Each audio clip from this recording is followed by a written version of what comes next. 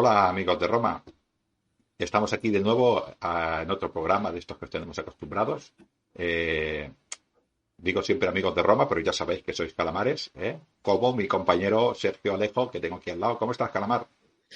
Hombre, Calamar Mayor, ¿cómo estás? Aquí estamos. Mayor porque eres mayor de edad que yo, Vale, pero vale, no porque soy no más te grande, sino preocupes. mayor de edad. De grandes somos iguales, Vale. que somos dos cónsules con los mismos Sí, poderes. Hoy traemos un tema bastante importante de dos hombres que son casi tan importantes como nosotros, Sergio. No llegan, pero casi son tan importantes. Vamos a hablar de Trajano y vamos a hablar de Adriano. A ver qué diferencia hay o qué encontramos nosotros o a qué le damos importancia a este cambio de Trajano, Adriano. ¿Qué pasó? ¿No? Trajano expansionista y Adriano menos expansionista, ¿no? Esta expansión o esta no expansión es por algo, ya te lo digo yo, es porque era un cobarde o es por unas circunstancias bueno, que el imperio se las daba así, ¿no? Por lo pronto, ¿tú consideras más grande a Trajano, Adriano? Es una pregunta buena esta. esta es muy complicada, ¿no? Porque Trajano consiguió casi lo máximo. Bueno, llegó luego, expandió los límites o las fronteras del imperio al máximo jamás conocido, ¿no? De toda la historia de Roma, ¿no? Entonces, evidentemente, eso es algo magistral, un gran logro, y su sucesor, en este caso, Adriano, se le conoce pues por ser el primer emperador que no se expansiona, sino que se queda un poco en stand-by, incluso se dedica más a defender lo logrado, lo conseguido, lo conquistado, y en alguna ocasión pues incluso tiene que retroceder y ceder algo de territorio, ¿no? Entonces, yo creo que tendríamos que analizarlo con detalle, porque la figura de Adriano es un poco tiene un poco de controversia, porque muchos le han llamado como el emperador cobarde, el culín, ¿no? de la dinastía Ulpio-Aelia Antonina, ¿no? Y realmente ese quizás habría que conocer con detalle las circunstancias con las que se encontró, pues para tomar esas decisiones, ¿no? Porque quizá ya no había más donde extenderse e igualar a Trajano. Yo pienso que era algo demasiado Sí, sí. ambicioso. Yo te entiendo, pero yo ver a Trajano por los Tirrenes, bajando por el Tigris, esto no, a mí se me pone la piel de gallina. Son dos emperadores, es verdad que Trajano expansionó el imperio, pero Adriano consolidó el imperio, ¿no? Con lo cual cada uno tiene su parte de importancia. Militarmente hablando, evidentemente Trajano conquistó la Dacia en dos guerras sucesivas, ¿no? Y luego intentó ir a por la Partia, y a la Partia también estaba teniendo bastante éxito, ¿no? Hasta que enfermó y después de esta enfermedad murió. Después de 3 años tenía muchísima parte de la Partia conquistada. Yo soy de la opinión, Sergio, por lo que he estudiado por mis libros, ¿no? En este caso por Teutoburgo, ¿no? Pero que no tiene que...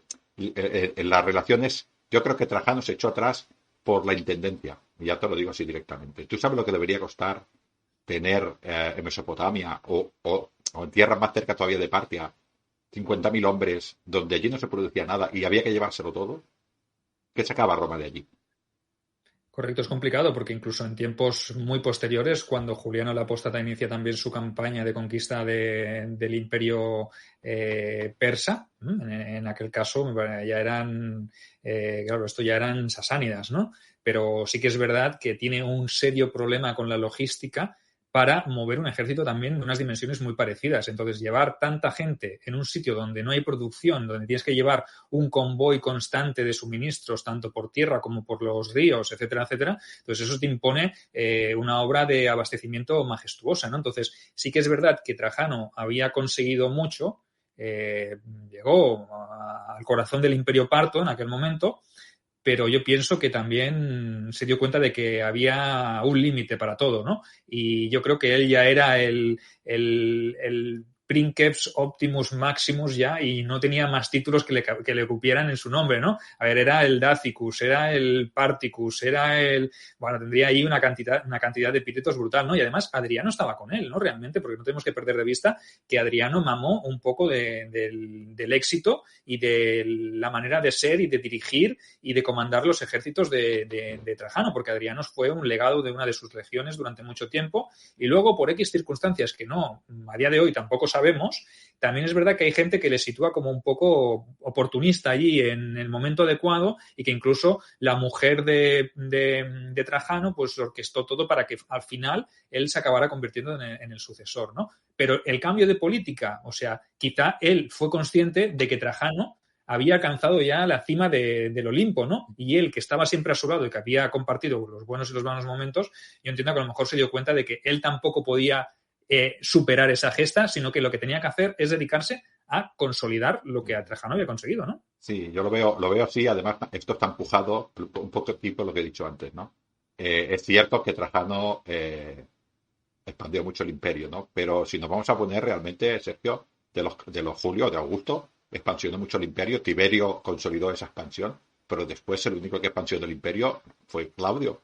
De una manera significativa hablo, ¿no? Con Britania, que también dijo que la había conquistado y mira, Adriano tuvo que hacer el muro y ya estaba conquistada de este Claudio, ¿no? Yo creo que el realmente raro del todo es Trajano, porque Trajano conquistó la Dacia, tiró del Danubio y atacó la Partia no la conquistó, pero la Dacia sí, ¿no? Yo creo que los emperadores romanos, Adriano se dio cuenta de ello, ¿no? Pero los anteriores a Trajano, yo creo que ya eran muy conscientes de decir, si nosotros pasamos el Rin, la economía que hay al norte de Rin y al norte de Danubio, pues, quitando la Dacia quizás, es una economía muy diferente a la nuestra, ¿no? Ellos no viven del trigo, no viven de poder almacenar muchísimos alimentos. Estamos hablando de que nosotros tenemos grandes civilizaciones, tenemos grandes terrenos de cultivo de trigo, podemos dar mucha intendencia, y esto al norte no es tan fácil de conseguir, ¿no? Y entonces, si el alimento más importante de los romanos es el trigo, de las legiones, y yo no puedo llevar ese trigo allí, estamos hablando de aproximadamente entre 800 y 1000 gramos de trigo por hombre y día. ¿Cómo llevamos eso a tantos hombres tan lejos del Mediterráneo, ¿no? Y yo creo que eso les frenaba mucho. Hay hombres intrépidos como Trajano, pues que ellos seguramente decían el botín de guerra compensa todo esto, ¿no?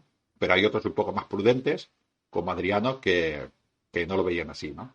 Y luego, además, Adriano creo que se dio cuenta de que al imperio había que cohesionarlo. Se había expansionado mucho y había que cohesionarlo, ¿no? Y todas estas ciudades que ya empezó a fundar el mismísimo Trajano, que Adriano consiguió también hacer unas cuantas más, ¿no? Los antoninos y los flavios hicieron muchas colonias, ¿no?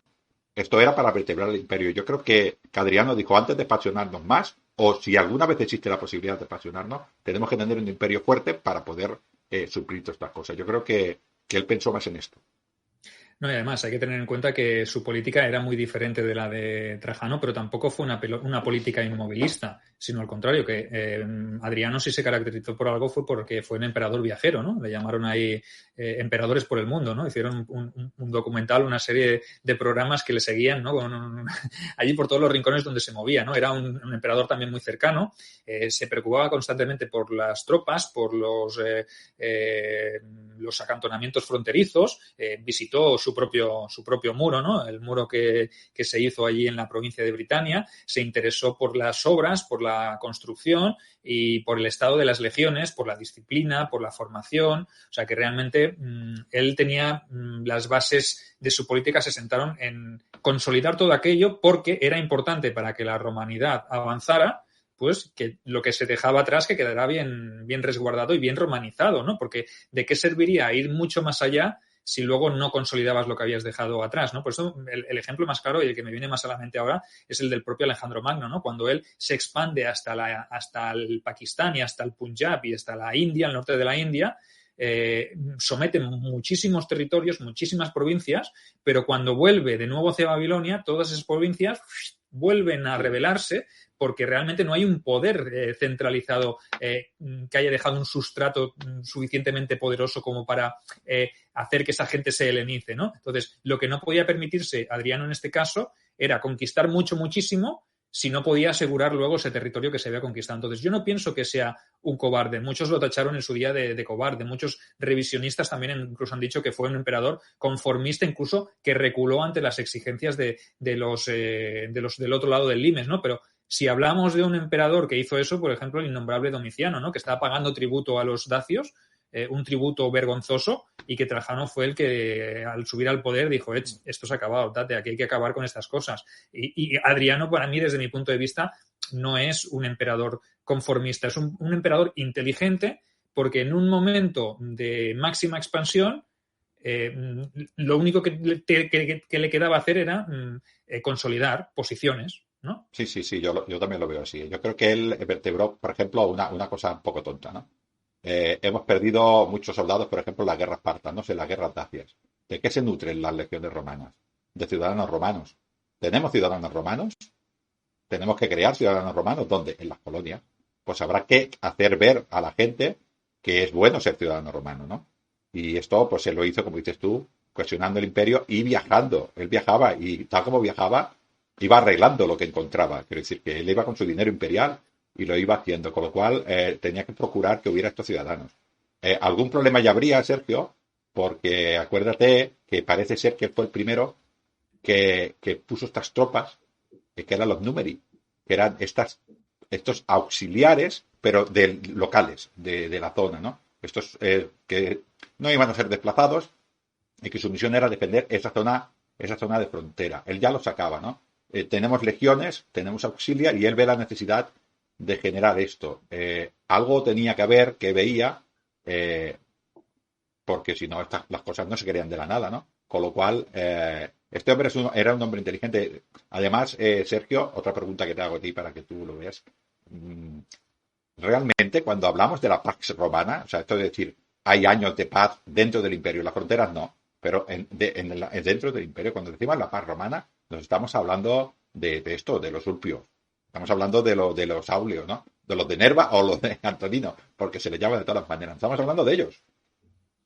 Sí, porque realmente después de ellos vuelven a haber guerras civiles. Antes de ello, con los Flavios también ha habido al final de la dinastía Judeo-Claudio, pues está ese año de los 4 emperadores, con guerras civiles, con conflictos internos. Pero sí que es verdad que con la dinastía Ulpio-Aelia Antonina, o como la queráis llamar, porque hay gente que dice Nerva, también pues se le pone Nerva. Claro, porque hay de todo, ¿no? Es un Ulpio-Aelia Antonina Nerviana, ¿no? Entonces, con toda esta gran dinastía es cuando se produce realmente la verdadera Pax Romana, ¿no? Porque sí que hay conflictos en las fronteras, hay guerras de expansión y guerras de defensa, pero sobre todo las defensivas son más en tiempos de Marco Aurelio y Cómodo, pero sí que es verdad que establecen una paz interna que no se había vivido hasta entonces en ningún punto del vastísimo imperio, ¿no? En el interior, sí, en el interior del imperio creo que son los tiempos de más bonanza y de mayor paz, ¿no? Y prueba de esto que dice Sergio, de que una cosa es ir al enemigo y ganarle, y otra cosa es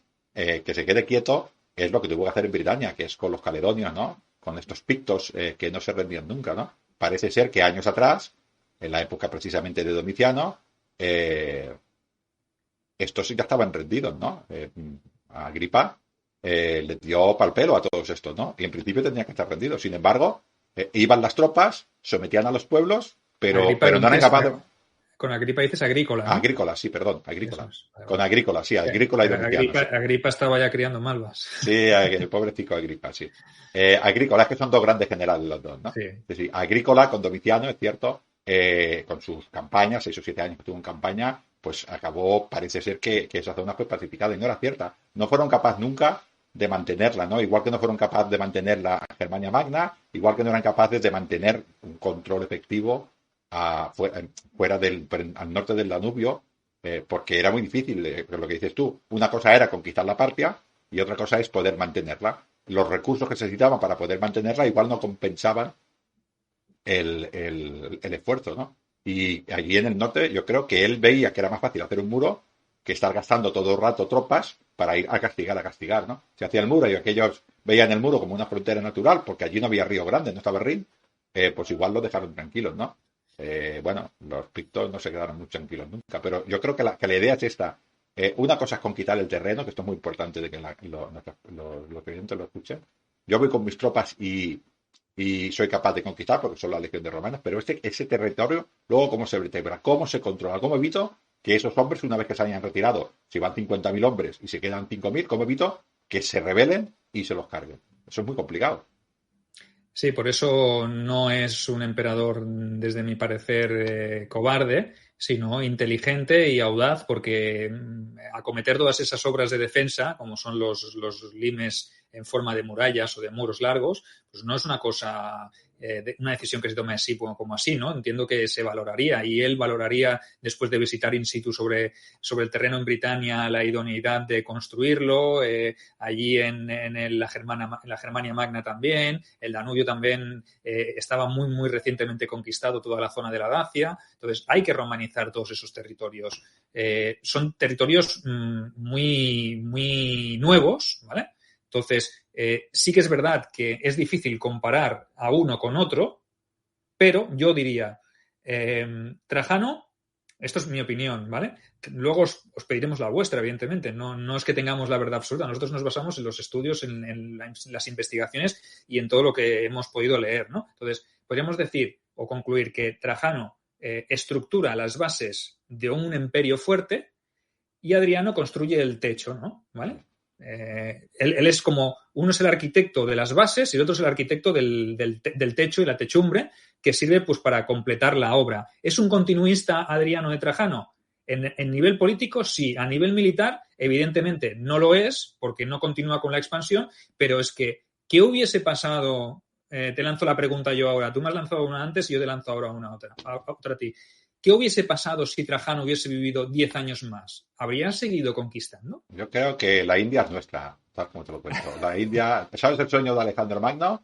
Trajano lo consigue. Es muy difícil esto, Sergio, de saber, porque él hubiera conquistado probablemente la Partia, pero lo hubiera podido aguantar 10 años. Él hubiera tenido que volver a Roma, aunque simplemente a celebrar su triunfo, y se hubieran retirado miles y miles y miles de hombres de allí.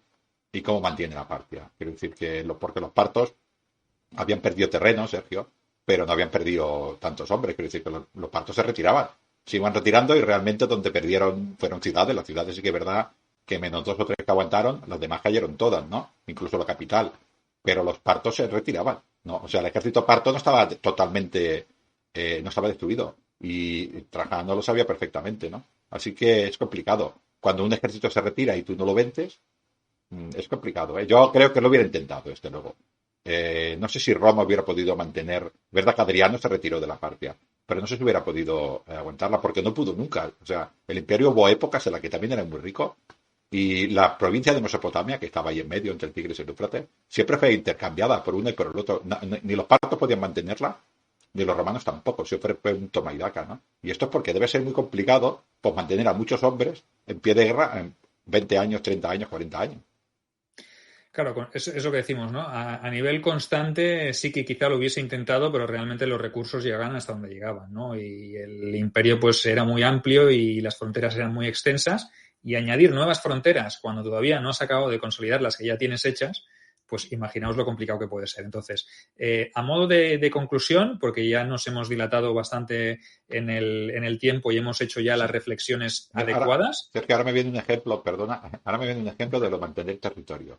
Pompeyo creo que fue el primero en llegar a Judea, o de una manera seria, ¿no? Los judíos se rebelaron. Pompeyo tuvo problemas, pero poco después, con Vespasiano y los Flavios, los judíos se rebelaron. Con Adriano también. Con Adriano también. También, y estaba bastante introducido en el Imperio Romano. O sea, mantener un territorio, si tú no eres capaz de convencer a los habitantes de ese terreno de que les convenía ser romanos, era muy difícil.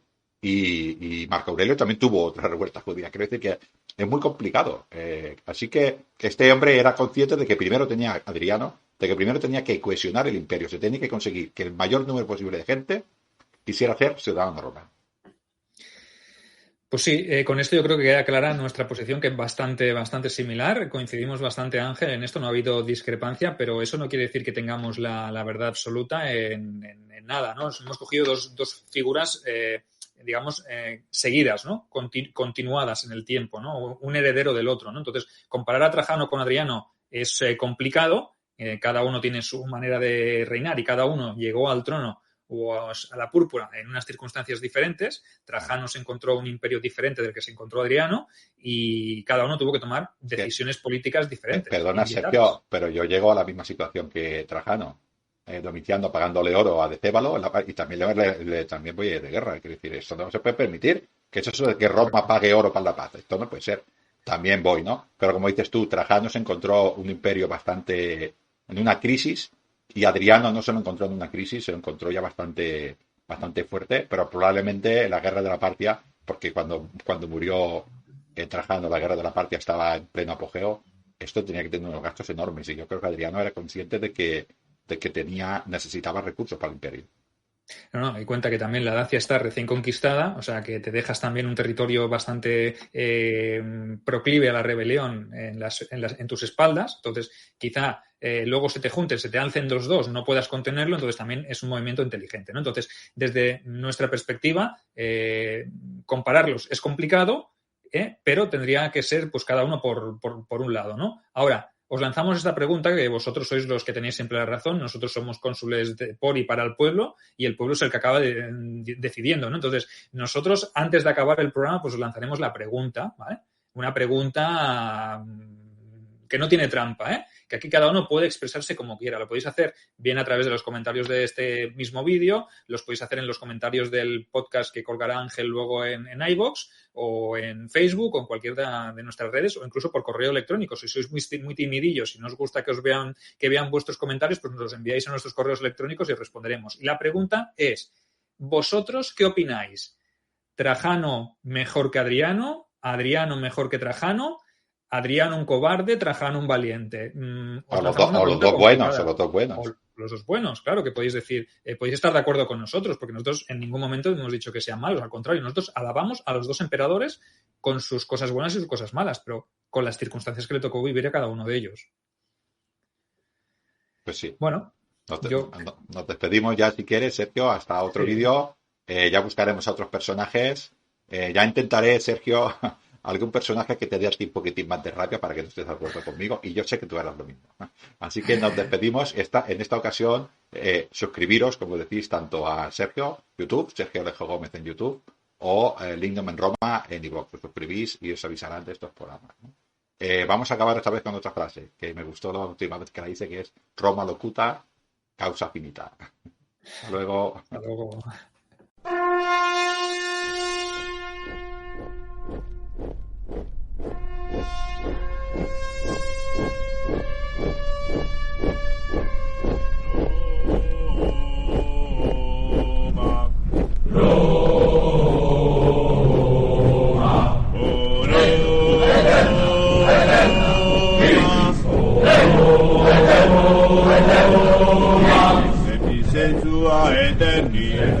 Sua eterni, orda nostra solum tibi, lepti sensua eterni, vita nostra solum tibi, Leo eterna, victis, Leo eterna, victis, Leo eterna, victis, Leo eterna, Affermente sos alivia, volat aquila legionu, supra terra Britanorum, volat aquila legionu,